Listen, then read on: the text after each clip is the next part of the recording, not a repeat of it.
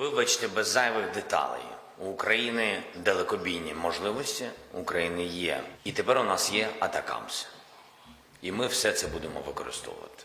We will continue to call on Russia to stop bellicose and irresponsible rhetoric. So it's something that we're going to continue to monitor, but we don't have any indications that Russia is preparing to use a nuclear weapon within Ukraine. 자, 우크라이나 군 지금 러시아 본토를 향해서 미국이 사용을 승인한 에이테크임스 이 미사일을 발사했습니다. 그리고 러시아에서도 반응이 나왔죠. 그런데 러시아 이 반응 핵무기 사용과 관련돼 있습니다. 핵 사용을 할 수 있다라고 협박을 한 셈이 된 겁니다. 자, 그럼요. 러시아가 이른바 핵 교리라고 합니다. 핵 사용 교리인데 뭐 쉽게 말하면 핵무기 사용 규정입니다. 이거를 개정했습니다. 뭔가 추가한 겁니다. 화면으로 보시죠. 여러 가지 내용이 있는데 가장 눈길 잡는 거는 두 가지예요. 비핵 보유기, 핵 보유국의 지원을 받아서 러시아를 공격할 때는 공동 공격으로 강조해서 핵을 사용할 수 있다. 그럼 여기에는요. 비핵 보유국 우크라이나, 핵 보유국 미국이 미사일을 지원해서 러시아를 공격했죠. 이겁니다. 여기에 핵 쓸 수 있다고 얘기한 거예요. 그리고 또 있습니다. 러시아에 대한 재래식 무기 공격 그리고 항공기 미사일 대량으로 발사할 때도 핵으로 대응할 수 있다. 이게 지난 19일 승인 즉시 발효가 됐습니다. 핵무기 사용 조건을 완화하는 내용을 추가한 겁니다. 지금요.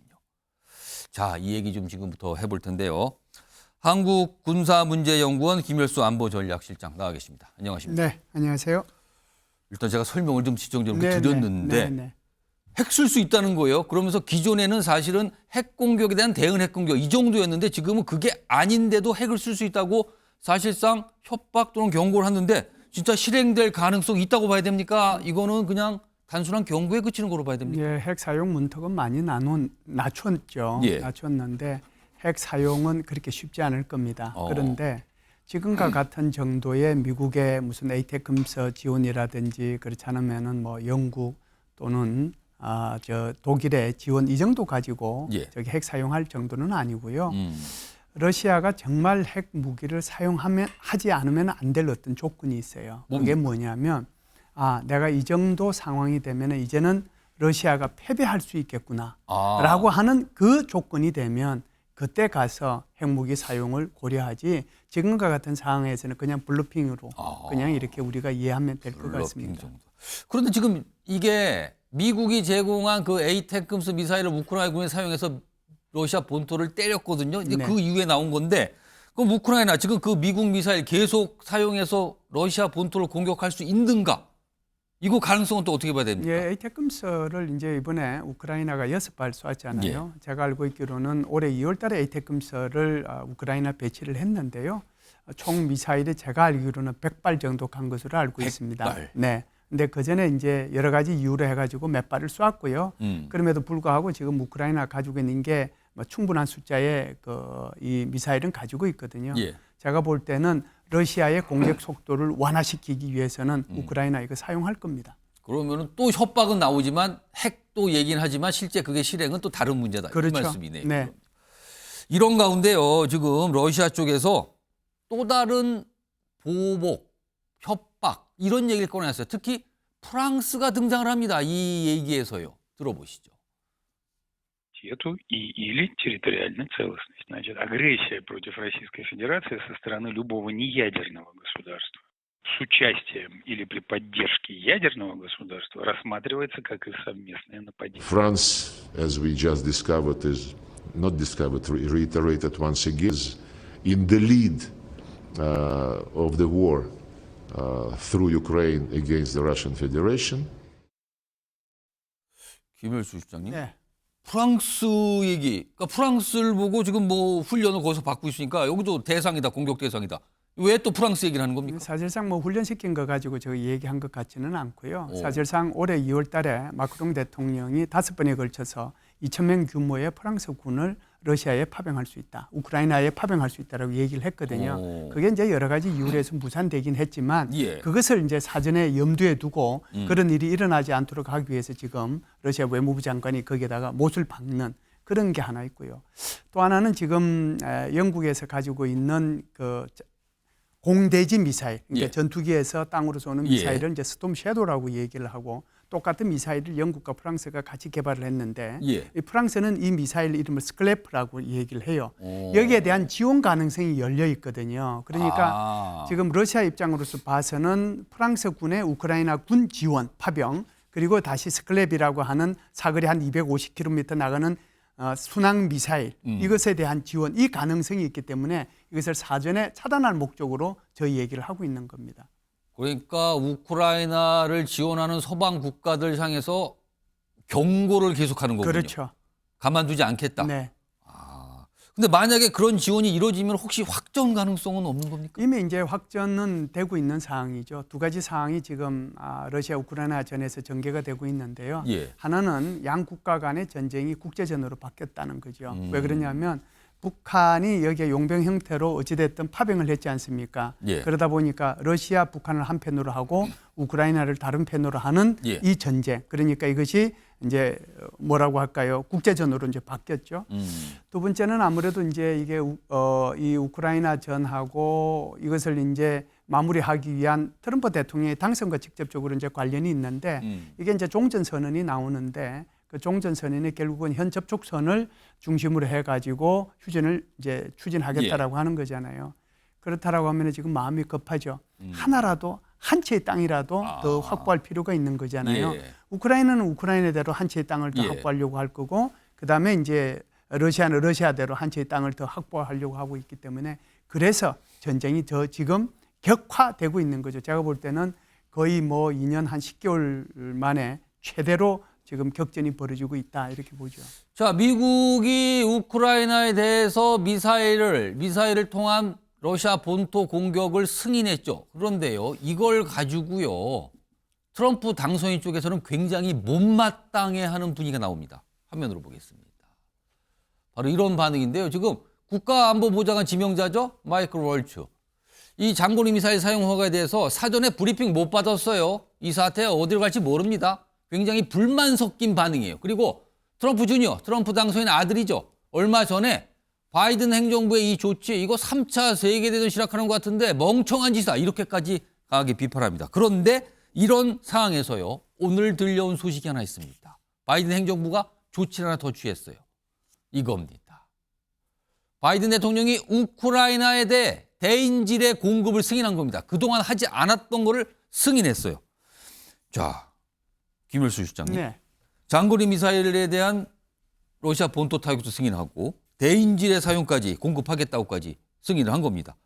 바이든 행정부가 막판에 뭔가 몰아서 지원하는 분위기고요. 반면에 트럼프 당선인은 굉장히 못마땅하면서 반대 목소리를 내고 있거든요. 지금 이거 무슨 상황인 겁니까? 예, 그러니까 소위 말해서 이제 이거는 바이든 대통령, 바이든 행정부의 우크라이나 러시아전을 바라보는 근본적인 시각하고, 그다음에 트럼프 당선인 측에서 바라보는 우크라이나 이 러시아전에 대한 시각하고 완전히 정반대입니다. 예. 그렇기 때문에 바이든 행정부로 봐서는 지난 거의 뭐 2년 10개월 동안에 이 우크라이나에 대해서 물적 그다음에 인적 여러 가지 지원을 예. 사실상 해왔던 거지 않습니까? 그런데 지금 이제 북한이 여기에다가 파병을 하고 그러다 보니까 전쟁이 이제 확전이 되는 거죠. 사실상 어떻게 보면 이게 자칫 잘못하면 이 북한의 파병으로 인해서 크루스크 지역이 이제 오히려 러시아한테 피탈당할 염려가 있는 거거든요. 그렇다라고 하면은 그 피탈이 단순히 피탈로 끝나는 것이 아니고 러시아와 북한의 승리로 끝날 수 있어요. 그렇다고 하면은 바이든 행정부로 봐서는 2년 10개월 동안 내가 여기다가 엄청나게 투자를 했는데 내 마지막 모습이 패배로 끝나는 거잖아요. 이것을 막아야 되는 거죠. 그렇기 때문에 에이테킴스를 지원했다라고 보고요.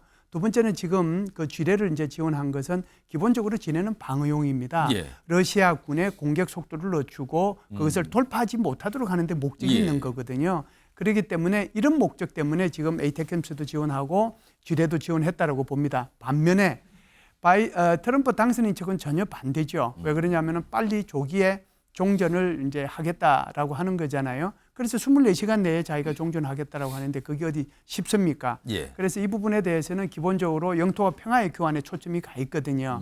그래서 현 접촉선을 기준으로 해가지고 거기에 군사 분계선을 만들고 한국과 북한처럼 비무장지대를 일정 부분 만들겠다라고 하는 것이 이게 트럼프 당선인의 구상이잖아요. 그 길이가 1200km에 해당이 되는 겁니다. 그러다 보니까 지금 이게 종전 쪽으로 가야 되는데 오히려 바이든 행정부에서는 오히려 더 지원하는 쪽으로 가고 있잖아요. 그러다 보니까 트럼프 당선인 쪽에서는 여기에 크게 반발할 수밖에 없는 것이죠. 사실 우리도 지금 고민인 게 북한군의 러시아 파병 이후에 우리 정부의 입장이 조금씩 우크라이나에 대한 지원 쪽으로 가고 있다 이런 평가 받고 있거든요. 그리고 최근에는 우리가 할 수도 있다라는 쪽으로 열려있는 이런 발언들이 쭉 나오고 있는 상황인데 지금 미국 바이든 거의 끝나가고 있는 바이든 행정부와 다가오고 있는 트럼프 행정부 사이에서 우리가 놓여 있는 상황 같단 말이에요.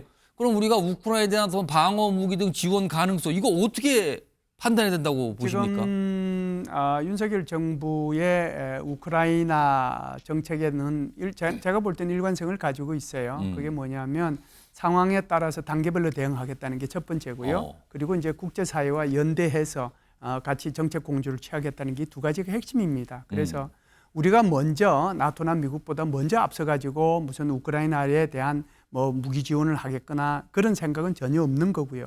그렇기 때문에 이 두 가지 차원이 처음부터 지금까지 이어져 오고 있는데 지금 이제 질문하신 것처럼 이게 바이든 행정부하고 트럼프 행정부가 다르거든요. 다음 주에 아마 우크라이나에서 특별사절단이 우리 한국을 방문할 겁니다. 아무래도 이제 여기 오게 되면 두 가지 얘기에 논의가 하게 될 텐데요. 하나는 창관인단, 우리 한국의 창관인단에 대한 논의가 있을 거고요. 두 번째는 그 사람들이 그냥 올 리는 없잖아요. 그렇죠. 그러니까 뭔가를 좀 지원해 달라고 얘기를 할 거예요. 무기 얘기를 꺼내지 않겠습니까? 그렇죠. 그러면 우리 한국 정부는 지금 뭐 어떻게 해야 되느냐 하는 거죠. 두 가지 차원으로 접근을 하고 있다고 저는 생각을 해요. 하나는 바이든 정부는 자신이 어떤 행동을 하는 것을 이미 우리 한국 정부한테 보여줬고 통보까지 해줬기 때문에 여기에 이제 동조해 달라는 그런 의미가 있을 거고요. 대신에 또 다른 물밑 접촉을 통해 가지고 트럼프 당선인 척하고 얘기도 아마 하지 않을까 이런 생각을 합니다. 그렇게 되면 그 과정에서 절충점이 저는 나오리라고 생각을 해요. 공격용 무기는 안 되는 거고요. 방어용 무기 중에서 예를 들면 우리가 이제 전 세계로 수출하고 있는 청궁2라든지 레이더 시스템이라든지 이것은 미사일이 날아오는 것을 이제 뭐 발견해내는 거니까요. 그렇지 않으면 이제 드론을 떨어뜨리는 드론건이라고 하는 게 있습니다. 이게 주로 이제 방어용 무기에 해당이 되는데 그것도 뭐 전체적으로 다 하는 것이 아니고 그중에 일부를 같이 좀 협의할 수는 있지 않을까 그 정도 생각합니다. 다시 말씀을 드리면 트럼프 측하고도 물밑 접촉은 계속해서 그들의 의중은 타진할 거라고 저는 생각을 해요. 우리로서 굉장히 신중해야 되는 지금 그렇죠. 때가 온 것 같기도 한데 이런 상에서 젤렌스키 우크라이나 대통령 북한과 관련해서 지금 뭐 한 몇천 명 정도 수준이 같다고 분석되고 있는데 10만 명 얘기를 꺼냅니다. 가능성이 있다고. 그 얘기 화면을 좀 보겠습니다. 이런 얘기예요. 러시아에 파병된 북한군이 10만 명까지 늘어날 수도 있다. 자, 이와 관련해서 오늘 국회에서 정보위원회가 열렸거든요. 끝난 뒤에 뭔가 설명이 좀 나왔습니다. 들어보시죠. 1만 1,000여 명은 러시아 동북부에서 현지 적응 훈련을 마치고 10월 하순경에 쿠르스크로 이동 배치된 것으로 파악이 되고 있습니다. 일부는 전투에 참여한 것으로 파악이 되고 있습니다. 전투 상황 자체가 장기화되고 그리고 사상자가 많이 발생하게 될 경우에 추가적으로 북한에 파병을 요청할 수 있다. 현재로서는 10만 명이 간다 안 간다라고 확정난 것은 아니라고. 자, 김율수 실장님. 10만 명까지 북한군이 늘어날 가능성. 이거 현실성이 있다고 보십니까? 네, 젤렌스키 대통령의 마음을 저는 이해합니다. 하나라도 이제 조금 더 외부의 지원을 좀 받기 위해서 이렇게 좀 부풀릴 필요는 있다라고 생각하기 때문에 가능하면 이제 10만 명 얘기를 하는 거라고 저는 생각을 하고요. 그러면은 이제 그럴 가능성이 있느냐 문제는 또 다른 문제라고 생각을 해요. 사실상 이게 지금 전투에 막 이제 투입이 됐는데 이게 북한군이 어떤 모습으로 이제 나타나게 되고 어떤 활동을 하고 어떤 임무를 하게 될지 그건 지금 아직까지 정확하게 모르잖아요. 사상자는 얼마나 날지 이런 것들을 보면은 종합적으로 북한도 판단하고 러시아도 판단할 거라고 생각을 하고요. 또 하나는 트럼프 당선인이 들어서면 이게 종전상으로 가게 되거든요. 그러면은 종전상으로 가게 되면 이게 북한이 파병했다가 이거 폭망할 수도 있단 말이죠. 그래서 이런 것들도 고려 사항인데 그럼에도 불구하고 지금 현재 젤렌스키 대통령 입장에서는 조금이라도 외부의 지원이 더 필요하기 때문에 북한군의 파병 사실을 조금은 과장되게 얘기할 필요는 있다. 저는 그래서 그 대통령의 마음은 이해합니다. 자, 이런 상황에서요. 지금 북한이 파병하면 그 대가가 무엇인가? 돈인가? 어떤 기술인가? 여러 가지 분석이 있었잖아요. 자, 미군 쪽에서 뭔가 설명이 하나 나왔습니다. 들어보겠습니다. Now they have directly contributed soldiers in 5 digits. They're being directly used against Ukraine. I would expect coming back will be submarine technology and propulsion technology that are coming back. 잠수함 기술을 이전받을 수 있다. 이건 우리로서 굉장한 위협 아닙니까? 네, 일반적인 잠수함 기술도 뭐 위협적이지만 더 중요한 것은 핵 추진 잠수함 예. 기술이거든요. 북한이 바라는 것은 ICBM의 재진입 기술과 다탄두 기술 그리고 이제 정찰 위성 기술과 지금 말씀하신 것처럼 핵 추진 잠수함 기술이거든요. 예. 지금 이제 인도태평양 사령관이 얘기한 것처럼 핵 추진 잠수함 기술이 넘어간다라고 하면 이것은 한국 안보뿐만 아니라 동아시아 그리고 이제 전 세계에 아마 굉장한 그 위협을 줄 수 있는 거거든요. 또 한편으로 생각하면 러시아 입장에서 저런 최고급의 기술을 그렇게 총포탄 좀 지원받았고 병력 좀 지원받았다고 그렇죠. 해서 선뜻 내주겠는가. 최첨단의 군사 기술이잖아요. 그렇죠. 예. 그런 것들도 동시에 좀 우리가 생각해 볼 필요는 있다 이렇게 봅니다. 일단 우리로서 굉장히 신경이 쓰이는 대목을 지금 미군 쪽에서 설명이 나왔어요. 잠수함 기술이라고요. 자, 이런 가운데 우리도 뭔가 이런 상황에서 대응을 해야 되는 거 아니냐. 국내에서 많이 얘기가 나와요. 핵무장론 주장까지 나오고 있는 상황인데 사실은 현실적으로 어렵거든요. 그러자 오늘 한동훈 국민의 대표 뭔가 주장을 좀 꺼내놉니다. 들어보겠습니다. 우리의 안보를 지키는 과정에서 다양한 유연성 있는 전략들을 준비해야 한다고 합니다. 한다고 생각합니다. 필요한 경우에는 농축 재처리 기술을 확보하는 그러니까 원자력 협정의 개정을 포함해서요. 그런 유연한 발상도 충분히 정부 차원에서 준비하고 있어야 한다고 생각합니다. 김을 실장님. 그러니까 핵무기를 보유하는 거는 현실적으로 여러 가지 문제가 있지만 그 보유 직전 단계까지는 우리가 준비를 하고 기술력이나 다 갖고 있어야 되는 거 아니냐. 이 주장인데 이거 어떻게 봐야 됩니까? 예, 뭐 저는 그 핵무장까지도 우리가 주장을 해야 될 필요는 있다라고 봅니다. 그래야 그 밑에 여러 가지 이제 옵션들이 있는데 그 밑에 옵션을 우리가 확보하지 않겠는가라고 생각하거든요.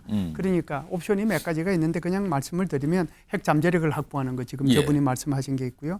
두 번째는 전술핵을 재배치하는 게 있고 지금은 일본 총리가 주장하고 있는 것이 뭐 한미일 이런 몇 개 나라가 뭉쳐가지고 나토식 핵 공유하는 방법이 예. 있고 그다음에 이제 핵무장하는 방법이 있거든요. 예. 이 몇 가지 이제 옵션이 있는데 우리가 이제 방위비 분담금 협상을 하든지 또 다른 이제 안보 사항을 고려해서 미국한테 줄 거 주고 우리가 받아낼 때 핵무장이라고 하는 것을 꺼내 들면 제가 말씀드린 이 몇 가지 중에서 그래도 우리가 요구할 수 있는 것을 미국으로부터 받아낼 수 있다. 그런 이제 정책에 대한 고민을 좀 해야 될 필요가 있다고 봅니다. 협상 카드가 될 수 있다는 그렇죠. 말씀이죠. 네. 알겠습니다. 오늘 여러 가지 사항 분석해봤습니다. 지금까지 한국군사문제연구원 김열수 안보전략실장이었습니다. 고맙습니다. 감사합니다.